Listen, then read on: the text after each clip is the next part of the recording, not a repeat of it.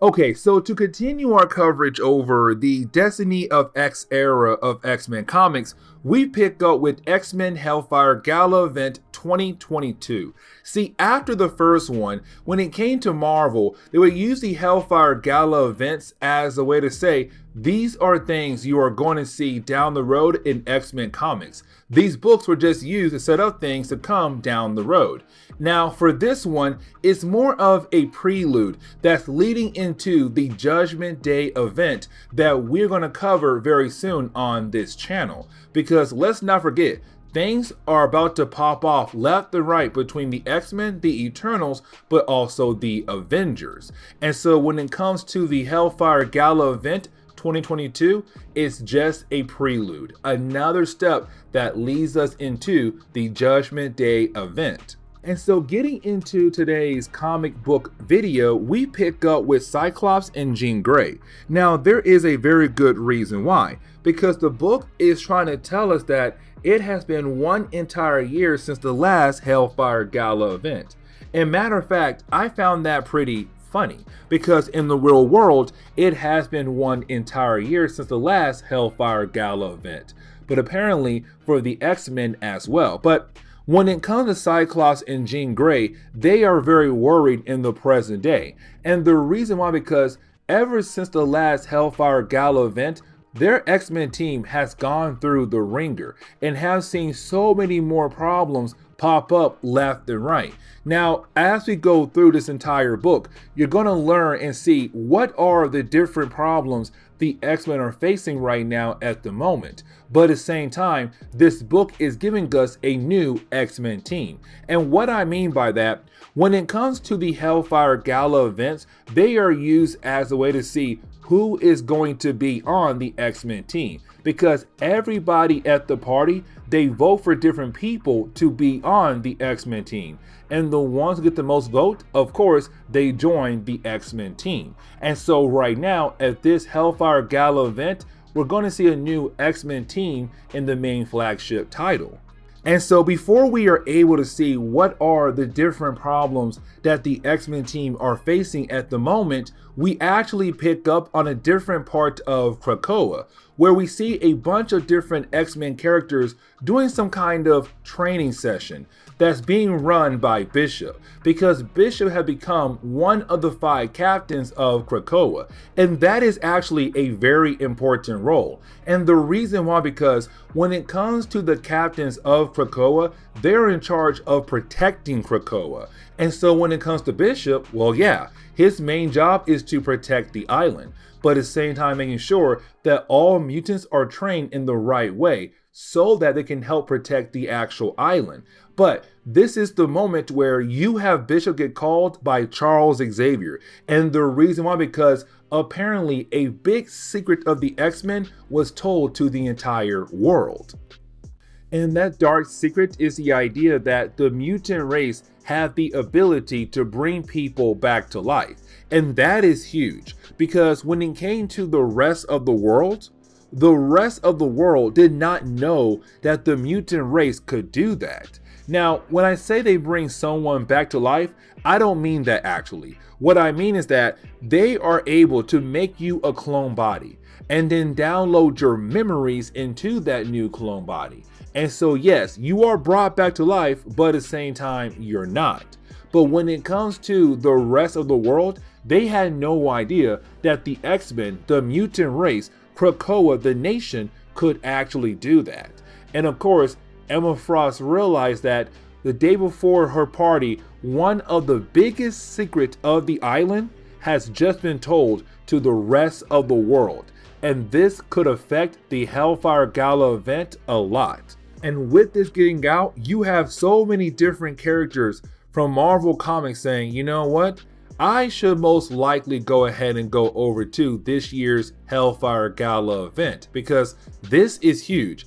The X-Men have found a way to bring people back to life.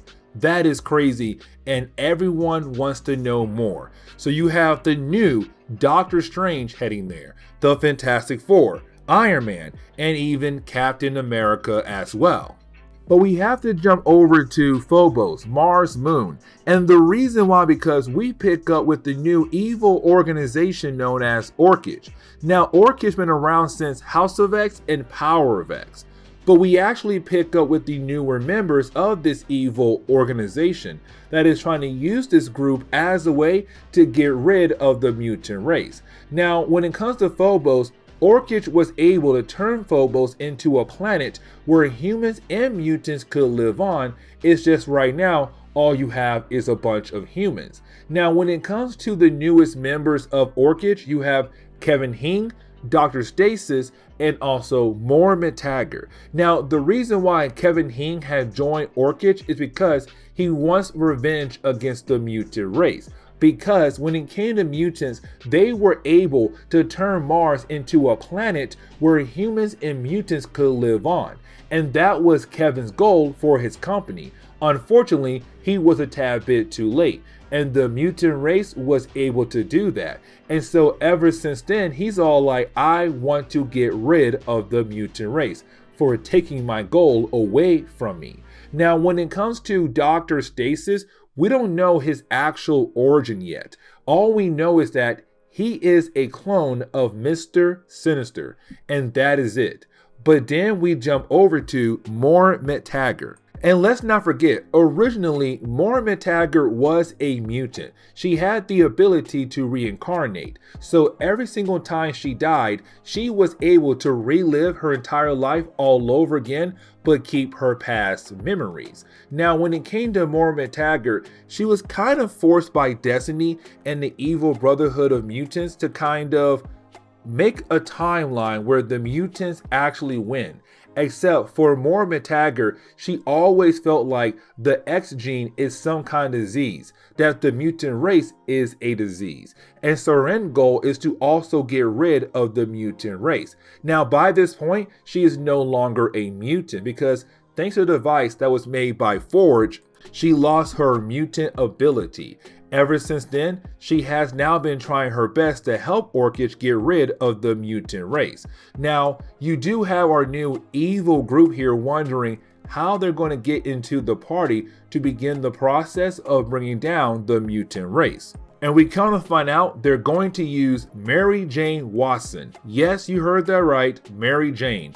And the reason why, because her aunt is right now using Krakoan medicine as a way to fight against some kind of disease.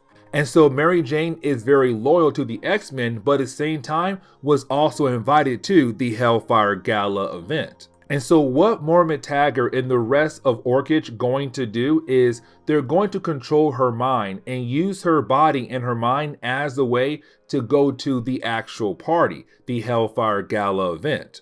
Because Moore Taggart actually has a plan for Mary Jane to do at the party, and we're going to see that down the road in later parts of today's video. But we have to jump over to the Quiet Council. And the reason why, because you have Bishop saying they should go ahead and cancel the party. Now, here's the problem. Bishop is right, because something like this getting out, it could lead to more problems down the road. And for Bishop, he's saying we should try to find a way to kind of cool the flames down before we have a big party.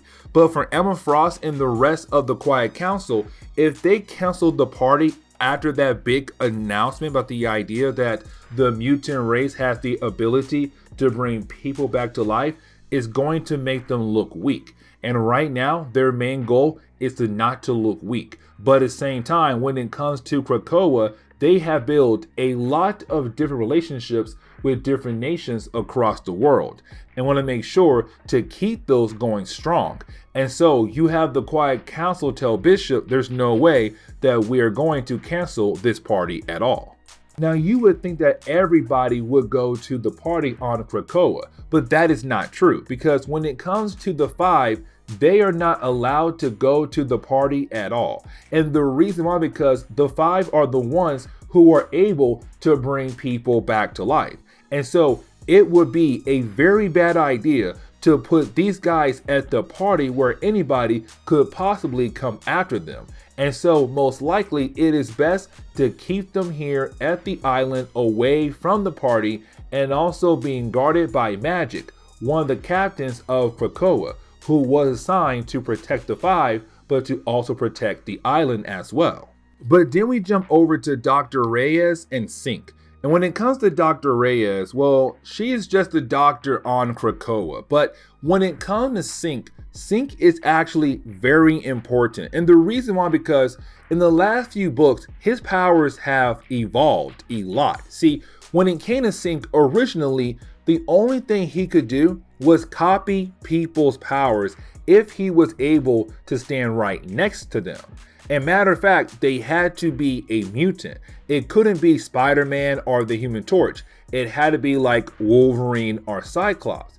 But in later books or recent books, his powers have evolved a lot to the point where he's now able to copy almost anybody's powers. But at the same time, he no longer has to be right next to them. And that is very huge, because now it seems like he's able to keep some people's powers for his own personal needs or his own personal use. But here's the problem though, because every single time he tries to copy someone's powers that he did before in the past, someone familiar, it begins to drain his life energy. And so he's getting older very rapidly, meaning that sooner or later he could die because he just keeps sinking from people's powers left and right. And that is a huge problem. But then we get into the big moment. The party has now begun. The party is going on and everybody is arriving at the party. Now, at first, it does seem like Emma Frost is okay and calm, but she knows that this party could literally go downhill very quickly. All thanks to the idea that the entire world now knows that the mutant race has the ability to bring someone back to life. But then you have Cyclops appear, and she is so angry at Cyclops. Now you're probably wondering why. Well, the reason why, because Cyclops was the one who told the entire world what the mutant race could actually do. He told Ben Urich, and Ben said, okay, fine, and wrote a whole article about it. And so for Emma, she's very mad at Cyclops. But when it comes to Cyclops, he had a very good reason why he did that. And so he goes to Emma and say, we need to talk so that I'm able to tell you the real reason why I did what I did. But of course, when it comes to Emma, she's not trying to listen at all. But after that, Emma Frost is then confronted by, well, Doctor Strange. But not our usual Doctor Strange. This is Clea, because at this point in Marvel Comics, well, Stephen Strange was dead, and so she has stepped up to become the Sorcerer of Supreme, the Doctor Strange. But the reason why she's coming over to Emma Frost is to ask Emma, hey, I heard what the mutant race could actually do now. You are able to bring people back to life. Hey, guess what? Can you do that for me? Bring back my husband. Bring back Stephen Strange, because he was better at this job than I was. But unfortunately, you have Emma say no, because when it comes to the resurrection process, it can only be used on mutants, not humans. And so she tells Clea, unfortunately, I cannot help you. And she just walks away. But after that, Emma Frost is then confronted by, well, Firestar. This is Marvel trying their best to get the character Firestar to become more important in X-Men comics. Now, this is not me saying, hey, she never was important. I'm just saying that since the 1970s and 80s, she only had a few moments here and there. And there were some good moments. It's just most fans don't care for her. And this is Marvel trying to fix that by saying, no, you guys should care a lot about Firestar. But we kind of find out that her and Emma Frost have some bad blood. And so Firestar does not want to talk to Emma at all, and she walks away. And this leads into Steve Rogers giving Emma some advice, saying, listen, I was in the same boat when it came to you, for me, when I was fighting against Rogue, because Rogue was a bad guy. Rogue was trying to kill us. but I realized that sooner or later Rogue could be a great member to the Avengers, and she has been both an X-Men and an Avenger. And so what I'm telling you is that why not give Firestar a chance, but in something else, something new and different, to show her, but also show you that you guys believe in her, that she is a great person, not a bad person. But then we see the Five arrive at the party. Now, originally, the Five should not be there at all. But here's the thing, because Magic says she realized that with her being the only captain, the only big hitter left on the island to protect the Five because everybody else is at the party, she thought it'd be a good idea to go ahead and bring them to the party because all the big hitters on the X-Men are here at this party and they can work together to help protect the Five if anything goes wrong. But then we have Mary Jane, and let's not forget, Mary Jane is being controlled by Moira Taggart, but no one else knows that. So everybody at this party believes it is actually Mary Jane. But either way, you have Mary Jane call out for Proteus. Now, let's not forget, Proteus is the son of Moira Taggart, and that begins her plan right there, to use her son to begin the process of bringing down the X-Men. And when Proteus and Mary Jane get outside, that is when Proteus finds out this is not Mary Jane, that this is actually, well, Moira Taggart, his mother. And apparently, Moira Taggart says she has a story to tell Proteus, and that story could most likely break him. But back inside the party, we see Kevin Hing walking alongside with Tony Stark. Now, this is very brief, but you can tell that Tony Stark does not trust Kevin at all. And matter of fact, he realized that Kevin is somebody who could be a very powerful threat, not just for the mutants, but most likely the Avengers down the road as well. And so this is Tony telling Kevin, I'm watching you. But then you have Tony run into Mr. Fantastic, and this is really big.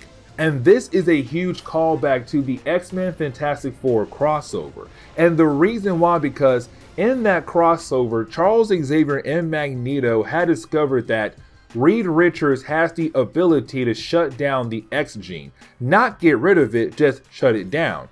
And that's a problem, because if you do that, then the mutant is not able to use their powers anymore. And that was a huge problem for Charles and Magneto for so many different reasons. And so what Charles did was he played with the mind of Reed Richards to make Reed forget how in the world he was able to complete a project like that. But if Reed ever tried to remember that, unfortunately his mind cannot remember at all, thanks to Charles Xavier. And so you have Reed tell Tony that yes, he found a way to shut down the X gene. Unfortunately, thanks to Charles Xavier, he can never remember how to build a device ever again. And to Tony, that is a huge problem, because you're now saying that someone had assaulted the mind of Reed Richards. But then we get this very interesting poker game between Kevin Hing, Tony Stark, and Emma Frost. And when it comes to this poker game, it's really more of Tony Stark saying, listen, I believe that both you guys are doing great things, both Kevin and Emma Frost. But the problem is, though, you both are going in the wrong direction, because Tony Stark knows that with Kevin, he has the right mind, the powerful mind to do anything possible to help the human race grow across the galaxy. But the problem is, though, Kevin is so upset with the mutant race, he wants to get rid of them first and not focus on actual problems that could affect the human race down the road. But for Emma Frost in the mutant race, Tony's all like, what y'all did is a great thing. The problem is you did not share that technology with the rest of the world. And now you're going to have people fighting over it just to get to you to get their hands on that technology. And he is correct, because you have a lot of people who want to grab the technology the mutant race has, especially the ability to resurrect the dead. but the game ends with Emma Frost walking away, and so does Tony. Now you could say this is the beginning of Tony and Emma getting together, because I heard in the present day they're working their way to the two characters actually getting married. And this leads us back over to Morbid Taggart and Proteus. And this is where things get pretty interesting, because you have Proteus talking to Morbid Taggart, who's in the body or controlling the mind of Mary Jane, talking through her body. Either way, when it comes to Proteus, Morbid Taggart just told her son that she had created him. And that is actually very huge, because for many years, Proteus was the son of Morbid Taggart, but now she is saying, you're not really my child. I'm not really your mother. You were something I created. I created your X gene for an actual purpose. And this is her just being cruel and evil, because this guy looked at her as his mother. Now, let's not forget, most of the mutant race, except the Quiet Council, actually knows that Morbid Taggart was also a mutant who had the ability to resurrect herself, or reincarnation. No one else on the island knows that, especially her son. He believed that the entire time his mom was a human. In reality, she's a mutant. But the problem is right now, you have Morbid Taggart telling her son that she had created him for some unknown reason. And that makes him angry. Now, because it looks like Proteus is about to attack Mary Jane, you have Spider-Man jump in, because he was also invited to the party. And once he saw Mary Jane being attacked, he jumped in, not realizing that Mary Jane, the woman he loves, is being controlled by Morbid Taggart. And you have other X-Men jump in and calm everybody down, but then everyone realized that Morbid Taggart is controlling the body of Mary Jane. And then you have Mary Jane leave through a portal. And so you have Wolverine and Spider-Man leave the party, and that storyline continues in a Spider-Man comic we might cover down the road. But moving on to other events at the party. But then you have Emma Frost meet up with Cyclops once again. And when she does, she reminds us that she's still very angry with him. But you have Cyclops say, read my mind. Because once you do that, you will fully understand why I did what I had to do. And so when she does read his mind, she realized, oh my God, now I understand why you did what you had to do, which was tell the entire world our big secret, the idea that we are able to resurrect the dead. And because once she read his mind, she found out about Dr. Stasis, the clone of Mr. Sinister. She also found out that Orchid possibly has bigger plans down the road that could affect the mutant race. But what Orchid was actually hoping for the mutant race was to keep on lying about the idea of them being able to resurrect the dead. Their main goal was to get that out to the media so that the mutant race be hung by their lies. But now, with the truth being out there, that does slow down the plans of Orchid. But then, you have Emma Frost tell Cyclops the Quiet Council's big secret. And that is Morbid Taggart being a mutant. So now Cyclops knows. And soon, so will Jean Grey. The secrets are all coming out left and right, and this could affect the X-Men in so many different ways. But right before we get into the idea of revealing the new X-Men team, we pick up with Dr. Stasis somewhere else on Krakoa scenes, or somewhere else working on a very interesting kind of project. And this project could affect the mutant race down the road. But the problem is though, we have no idea when this project is actually going to go off. But now we jump into the idea of who is going to be on the new X-Men team, where you have everybody vote on who should be on the new X-Men team. And we kind of find out that Wolverine, Rogue, Polaris, and Sunfire are going to leave the team, which leaves Cyclops, Sync, and Jean Grey.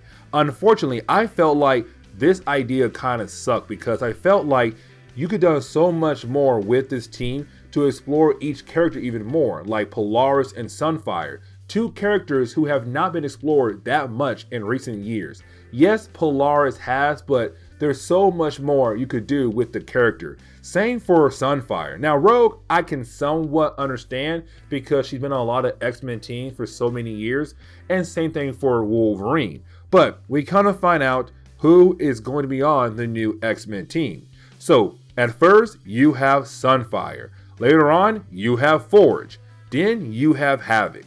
And that makes up your new X-Men team. Oh wait, I forgot two more. Iceman and Magic. So yes, this is going to be your new X-Men team. Firestar, Iceman, Magic, Forge, Havoc, Jean Grey, Synch, and Cyclops. Yep, this is your new X-Men team. And really, I'm not that impressed by this team at all. Yes, you have Cyclops the usual, Jean Grey the usual, Synch, I still want to see more from the character, but I don't know. Forge being there seems weird. Firestar seems weird. And same for Magic and Iceman. Not Iceman, Magic really. But yeah, this is your new X-Men team. But we come to find out right off the bat that some members of this X-Men team have some dark secrets, like Charles Xavier. Apparently him and Forge are working on something called Project Black Box. And we have no idea what that project is all about. But at the same time, after that, you have Firestar be confronted by Tony Stark. And he says, if you find out anything that is very important that the Avengers should know about, you got my number. So now we know that Firestar is probably working secretly with the Avengers. But to go ahead and wrap up today's video, we pick back up with Moira McTaggart, and we see her meeting up with two Inhumans. And that would be Jack of Knives and Droog. Now let's not forget what just happened over in the Eternal series. We just found out that apparently the mutant race could be an off branch of the Deviants. And when it comes to the Eternals, they were coded by the Celestials to kill off Deviants if they go bad. And so right now, the Deviants, which are now the mutants, may have seen it gone too far. And now the Eternals might go after the mutant race. And Moira McTaggart is saying, I have a way to kind of help you trim down the Deviants, the mutants. And they are known as the Five. And this is where we end today's comic book video. Just one step closer into getting into the Judgment Day crossover event. But with that being said, I do hope you enjoy today's comic book video. Later, guys.